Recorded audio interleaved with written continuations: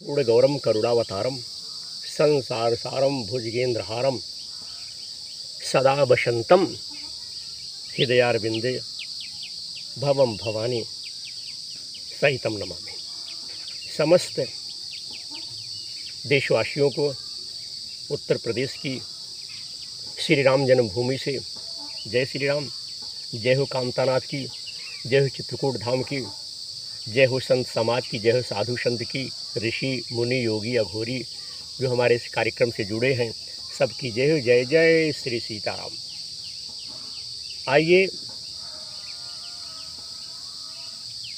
न कल हम होंगे, न कल हम होंगे और न ही कोई गिला होगा, सिमटी हुई यादों का सिलसिला होगा।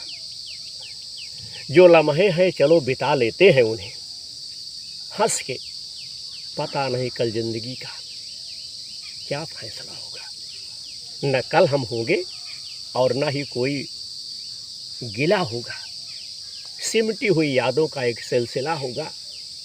जो लम्हे हैं चलो बिता लेते हैं उन्हें हंस के, पता नहीं कल जिंदगी का साथियों क्या फैसला होगा। इसलिए कि यह ज़िंदगी एक कच्चे घड़े के समान है, एक कच्चे भैया गागर के समान, जरा सा ढपका लगा फूट गया और एक दिन वह घड़ा, वह घट, वह गगरी या कहिए वह मिट्टी जरूर फूटेगी। ऐसा नहीं है कि आज नहीं तो कल वह जो मिट्टी की गगरी है वह टूटेगी, वह फूटेगी। चाहे राजा हो, चाहे रंक हो, चाहे भैया तपस्वी हो, चाहे मुनि हो, चाहे योगी हो, चाहे सन्यासी हो, सबकी एक दिन अंतिम यात्रा जरूर आएगी। क्योंकि मनुष्य का जीवन विधाता के ऊपर आश्रित है, तो क्यों ना उस विधाता का भजन किया जाए, सुमिरन किया जाए, नाम लिया जाए। क्योंकि भजले राम नाम मन बीती जाए, उमरिया ठठरिया एक दिन माटी में मिली। एक दिन यह शरीर, यह काया इसी मिट्टी में मिल जाएगी। तो आइए एक लघु कथा। साथियों, एक दिन एक सेठ जी को अपनी संपत्ति के मूल्य निर्धारण की इच्छा हुई। हमारे पास कितनी संपत्ति है, कितना धन है। सब भैया क्या करने लगे, काउंटिंग करने लगे, टोटल करने लगे, जोड़ने लगे, अपना लेखा जोखा शुरू कर दिए। लेखा अधिकारी को तुरंत सेठ ने अपने पास बुलाया कि भैया सब जोड़ो, कितना हमारे पास माल पानी है, धन दौलत है, रुपया पैसा। सेठ जी ने आदेश दिया, मेरी संपूर्ण संपत्ति का मूल्य निर्धारण कर ब्यौरा आप मुझे दीजिए। यह कार्य अधिकतम 1 सप्ताह में जो है पूरा हो जाना चाहिए। सेठ ने इस प्रकार से भैया आदेश दिया। उसने कहा ठीक 1 सप्ताह बाद लेखा अधिकारी ब्यौरा लेकर सेठ जी की सेवा में भैया उपस्थित हुआ। पहुँचे ना अपन सारा एस्टीमेट लेकर के हिसाब किताब। सेठ जी ने पूछा कल कितनी संपदा है हमारे पास, भैया इस समय कितनी संपदा है। सेठ जी मोटे तौर पर कहूँ तो आपकी 7 पीढ़ी बिना कुछ किए धरे आनंद से भोग सके, इतनी संपदा है आपकी। 7 पीढ़ी आराम से ऐसो आराम करेंगी, खूब खाएं पिए ऐश करें, कोई दिक्कत नहीं है।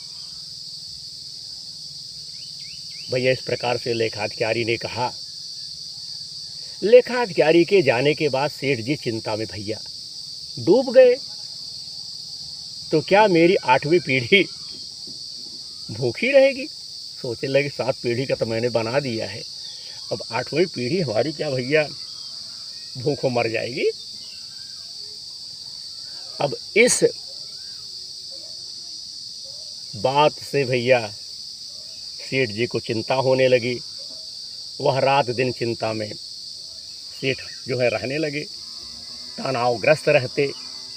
भूख उनकी जो है भाग चुकी थी। अगर चिंता मनुष्य के शरीर में हो जाती तो भूख नहीं लगती। कुछ ही दिनों में कृशकाय हो गए सेठ जी। अब भैया सेठानी जी द्वार पर उन्हें जब देखती, बार बार सेठ से तनाव का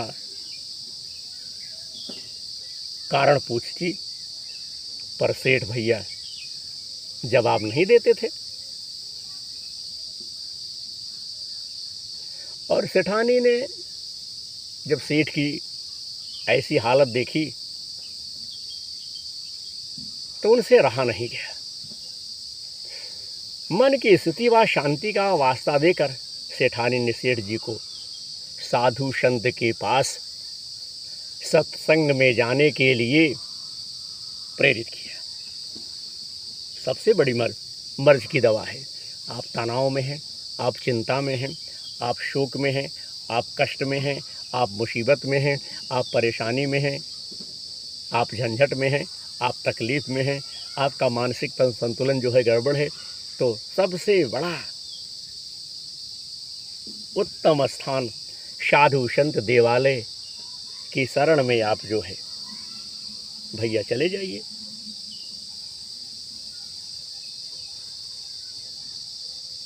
सेठ जी भैया जब सेठानी ने कहा तो सेठ जी जो है पहुंच गए एक सुप्रसिद्ध मशहूर संत समागम में। एकांत में बैठे सेठ जी ने संत महात्मा से मिलकर अपनी समस्या का निदान जानना चाहा। उनको तो भैया बहुत बड़ी चिंता बना कि हमारी 8वीं पीढ़ी किस प्रकार से रहेगी, तकलीफ ना हो। सेठ ने कहा, हे महाराज जी, मेरे दुख का तो पार ही नहीं है। मेरी 8वीं पीढ़ी भूखी जो है मर जाएगी। मेरे पास मात्र अपनी 7 पीढ़ी के लिए पर्याप्त संपत्ति है। हमारे पास पर्याप्त संपत्ति जो है 7वीं पीढ़ी के लिए है, 8वीं तो हमारी भूखी मर जाएगी।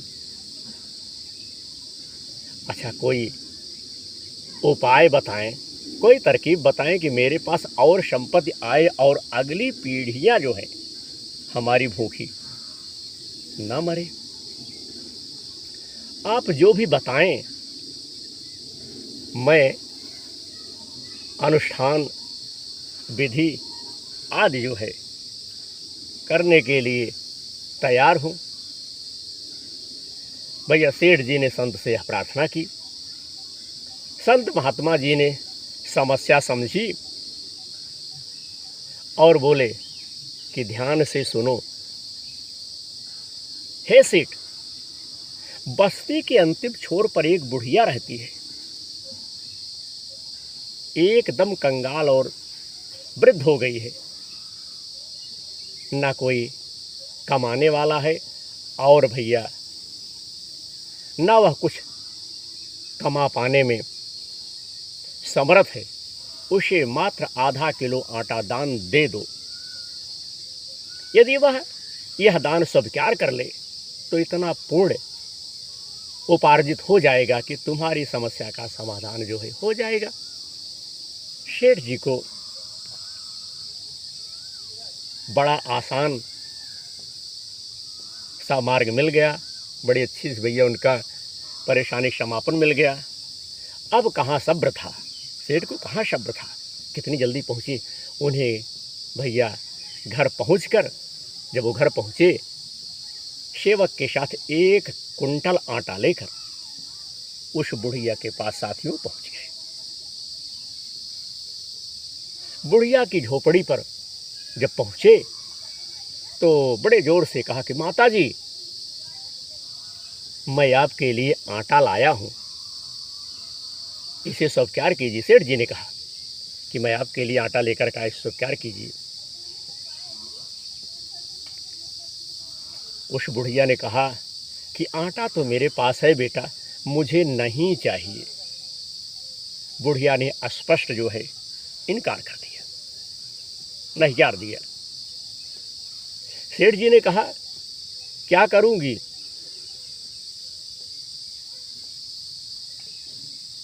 उस बुढ़िया ने सेठ जी से कहा कि क्या करूंगी, रख कर, मुझे आवश्यकता नहीं, हमारे पास है। सेठ ने कहा रख लीजिए।